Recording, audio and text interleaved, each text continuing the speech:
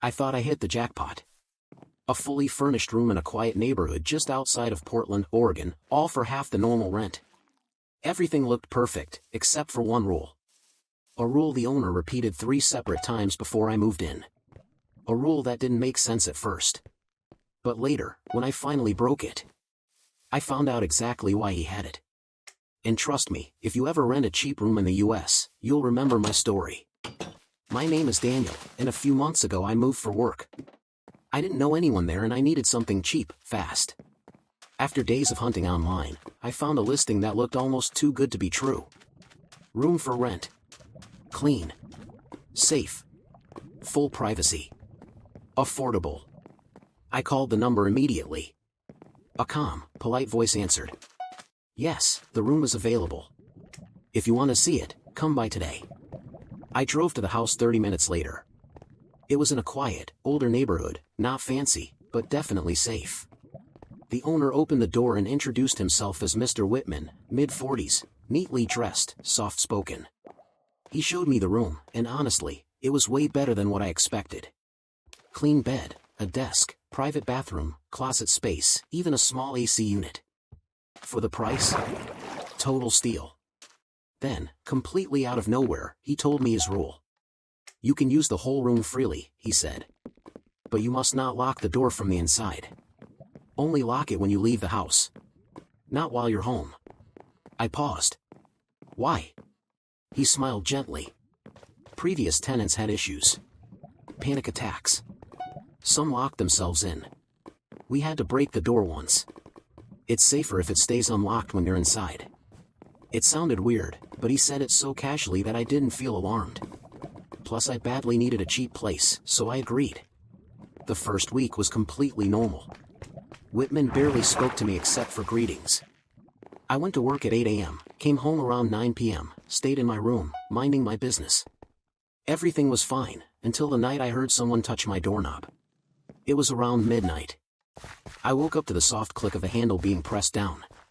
My door was closed, but unlocked. I sat up slowly, holding my breath. The handle pressed again. Slow. Careful. Like someone was testing whether I was awake. Then, silence. No footsteps. No movement. Just silence. I stayed up for an hour, scared to make a sound. The next morning, I casually asked Whitman if he was near my room last night. He smiled. No, I go to bed early. I knew he was lying. 2 nights later, the handle moved again, same gentle click. I couldn't sleep after that. The next morning, I bought a tiny USB camera and hid it on my shelf, pointing at the door.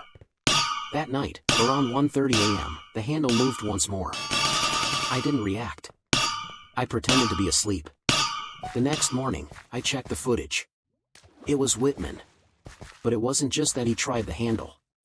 It was the way he stood there. He wasn't trying to enter. He wasn't knocking. He wasn't calling my name.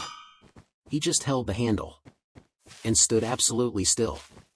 Like he was listening. For almost 20 seconds. I felt sick. I confronted him that evening. Were you at my door last night? He looked directly at me. No. Why would I be? He was too calm. Too comfortable. Then he said something that made my stomach drop. You should sleep peacefully. There's nothing to be worried about here. How would he know if I slept peacefully or not? That night, I decided I didn't care about his rule anymore. I locked the door. Around 2:15 a.m., I woke up again, but this time, not to a soft click. Someone was trying the handle harder. Turning it. Pushing it. Testing it repeatedly. Then the movement stopped. And I heard a whisper through the door. Open it, please. I froze. I didn't move. I didn't speak. After a few seconds, I heard his footsteps fade down the hallway. At that moment, I decided, I'm leaving first thing in the morning. But when I opened my door around 7 a.m., he was already standing in the hallway, waiting. You locked the door, he said quietly. I wasn't comfortable, I replied. He nodded. Not angry. Not aggressive. Just understanding in a strange way. I get it. But it isn't safe for you to lock it. People panic inside. I took a breath and said, "I'm moving out today." He didn't argue. He didn't stop me. He only said, "Before you go, there's something I want you to see." He walked toward a small door near the laundry room, one I had never seen open before. He unlocked it and pushed it open. Inside was a tiny room. Not a storage room, but almost like an old therapy or emergency room setup. There were photos on the wall. Dozens of people. He spoke softly. "I used to run a mental health support home here. People suffering from trauma, anxiety, panic disorders, they used these rooms. Many locked themselves in during episodes. One young man died before we could break the door." His voice was trembling slightly. His eyes looked exhausted. "I stopped running the facility years ago," he continued, "but the habit, the checking, it never left me." For the first time, his behavior made sense. It wasn't about control. It wasn't about spying. It was an old trauma he still lived with. I left that same day, not because I thought he was dangerous, but because the whole situation felt too heavy for me to be a part of. "Before I left," he said, "I never meant harm. I just worry about people being alone in locked rooms." And I believed him. Even now, whenever I think about that house, I feel a strange mix of fear and sympathy. Cheap rent always comes with a price, sometimes financial, sometimes emotional, sometimes someone else's past.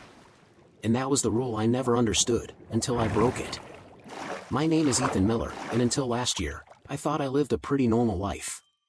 But that changed the day I realized a stranger, a man I'd never met, kept showing up everywhere I went, even when I traveled out of state. And trust me, I'm not someone who jumps to conclusions or believes in dramatic coincidences. But this was not a coincidence. The first time I saw him, I didn't think much of it. The second time, I brushed it off. By the fourth time, in a completely different state, I realized someone was watching me. Closely. And the reason behind it was something I never could have imagined. I first saw him in Denver, near my apartment. I was grabbing coffee on a Tuesday morning, half awake, scrolling through emails. I noticed this tall man, maybe mid-40s, standing by the window, staring at the street. He wasn't doing anything weird. Just still. Too still. Long gray coat, baseball cap, trimmed beard. He never looked at me. So I didn't think much of it. Until the next day, when I saw him again at a different coffee shop. Same coat. Same posture. I got an odd feeling, like déjà vu mixed with discomfort. But again, Denver is big. People have routines. I let it go. A week later, I flew to Los Angeles for a 3-day work conference. The second morning, I went for a walk near Santa Monica Pier. And there he was. Standing near the railing. Same gray coat. Same baseball cap. Same stillness. My heart dropped into my stomach. I stared at him for a long second, and this time he turned a little, not looking directly at me, but almost. Like he was aware of me but pretending not to be. My brain scrambled for a logical explanation. Maybe he's traveling too. Maybe he just looks like someone I saw earlier. Maybe it's all a coincidence. But my gut told me otherwise. 2 weeks later, I drove to Utah to visit my cousin Ryan. Fresh air, small towns, mountain views, it was supposed to be peaceful. On my second night there, we went to a local diner. It was small. Only 8 tables. We were eating when I froze. Because he walked in. The same man. Gray coat, baseball cap, like he had stepped out of a glitch. He didn't sit. He didn't order. He didn't make eye contact. He just stood near the entrance, pretending to look at a bulletin board. I whispered to Ryan, "Do you know that guy?" Ryan looked over. "Which one?" "The one in the gray coat." He glanced again, then shook his head. "No. Never seen him." "Why?" I didn't tell him. Not yet. Saying it out loud felt insane. Back in Denver, things got worse. I started seeing him more often, at the grocery store, outside my building, across the street while I got gas. Never closer than 20 to 30 feet. Never speaking. Just there. Always there. My sleep got worse, my anxiety skyrocketed, and I stopped taking certain routes home because I didn't want him learning my routine, as if he didn't already know. Finally one night, outside my apartment building, I snapped. He was standing across the street again, under a street light. I marched toward him, heart pounding. "Hey!" I shouted. "What do you want from me? Who are you?" He slowly lifted his head, and for the first time, I saw his eyes. Calm. Sad. Not threatening, but familiar somehow. He opened his mouth like he wanted to say something, then closed it, and walked away. Not fast. Not nervous. Just quietly. And that scared me even more. I installed cameras. Changed my routes. Told a coworker what was happening. One night, I got home late from work. As I stepped out of my car, a neighbor hurried over. "Hey, do you know an older guy in a silver sedan? He's been sitting near the lot for hours." My stomach twisted. I walked toward the car and saw him. He was inside, sitting with his hands on the wheel, staring straight ahead. I knocked on the window. He didn't look surprised. He looked relieved. He lowered the window, and before I could speak, he whispered, "I'm sorry. I didn't want to scare you." "Then why are you following me?" I asked, my voice trembling. He took a long breath. "I promised your father I would keep an eye on you." I froze. "My father died when I was 15. "I know," he whispered. "I was there that day. I was his friend. His closest friend." "My dad never mentioned you," I said. "He didn't want you to worry about his past. He made some mistakes. He had some people who didn't like him. Before he passed, he asked me to check on you from time to time. Make sure you didn't get caught in any old problems." I stepped back, confused and angry. "Why now? Why after so many years?" He looked down. "Because someone from that past resurfaced. Someone who asked about you." My blood ran cold. "But they're gone now," he said softly. "I made sure of it. I just needed to keep you safe.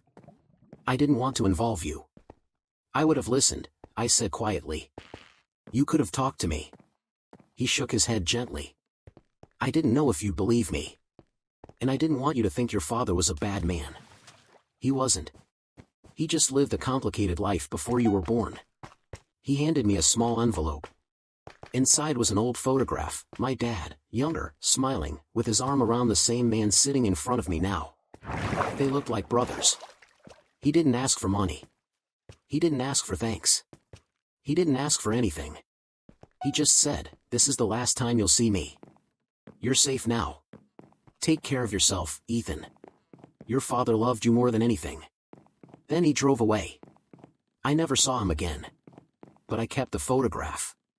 And sometimes, when life gets overwhelming, I take it out and look at it. Because in the strangest way, the man I thought was stalking me, was actually the last person my father trusted to protect me. And he did, without ever asking for anything in return.